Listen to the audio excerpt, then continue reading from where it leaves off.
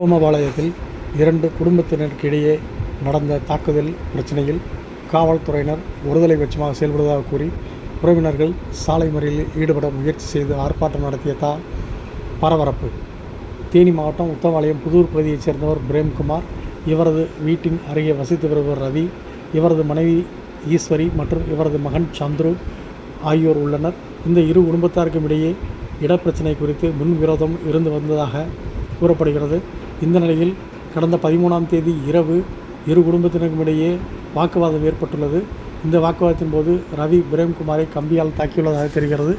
இதனையடுத்து படுகாயமடைந்த பிரேம்குமார் உத்தமபாளையம் அரசு மருத்துவமனைக்கு சிகிச்சை அளித்து வரப்பட்டு அங்கு அவருக்கு முதலுதவி சிகிச்சை அளிக்கப்பட்டு பின் மேல் சிகிச்சைக்காக தேனி அரசு மருத்துவக் கல்லூரி மருத்துவமனையில் கொண்டு செல்லப்பட்டு பின் அங்கிருந்து மதுரையில் உள்ள தனியார் மருத்துவமனையில் சிகிச்சை பெற்று வருகிறார்.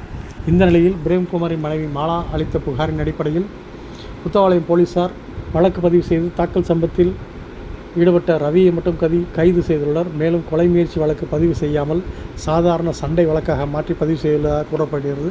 இதனிடையே பிரேம்குமார் மீது தாக்குதல் சம்பவத்திற்கு கொலை முயற்சி வழக்கு பதிவு செய்ய வேண்டும் என வலியுறுத்தி மேலும் ரவியின் மகன் சந்துரு, ஈஸ்வரி ஆகியோரையும் கைது செய்ய வேண்டும் என தொடர்ந்து பிரேம்குமாரின் தரப்பிலிருந்து வலியுறுத்தப்பட்டு வந்துள்ளனர்.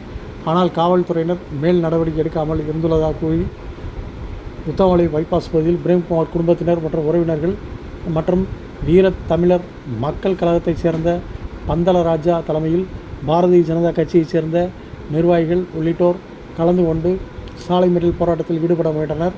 அவர்களை காவல்துறையினர் தடுத்து நிறுத்தினர். இதனைத் தொடர்ந்து உத்தமபாளையம் புறவழிச்சாலை பகுதியில் உள்ள தேவர் சிலை முன்பு ஆர்ப்பாட்டத்தில் ஈடுபட்டனர்.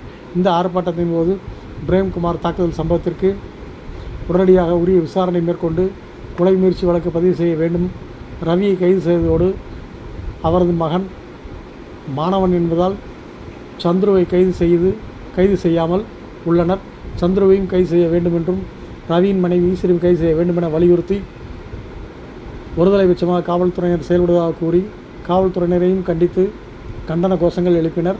இதுகுறித்து பாதிக்கப்பட்ட பிரேம்குமார் மனைவி மற்றும் அவரது உறவினர்கள் கூறுகையில் உத்தமபாளையம் காவல்துறையினர் ஒருதலை பட்சமாக செயல்பட்டு இந்த சம்பவத்தில் நடவடிக்கை மேற்கொண்டு வருகின்றனர்.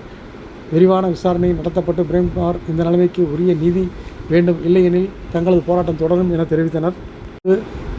காவல் ஆய்வாளர் சம்பவ இடத்திற்கு போராட்டத்தில் ஈடுபட பேச்சுவார்த்தை நடத்தினார். பேச்சுவார்த்தையில் 2 நாட்களில் சம்பவம் தொடர்பாக உரிய நடவடிக்கை மேற்கொள்ளப்படும் என உறுதியளித்ததை தொடர்ந்து போராட்டத்தில் ஈடுபட்டவர்கள் கைது சென்றனர். இந்த திடீர் போராட்டத்தின் காரணமாக இப்பகுதியில் சிறிது நேரம் பரபரப்பு ஏற்பட்டது.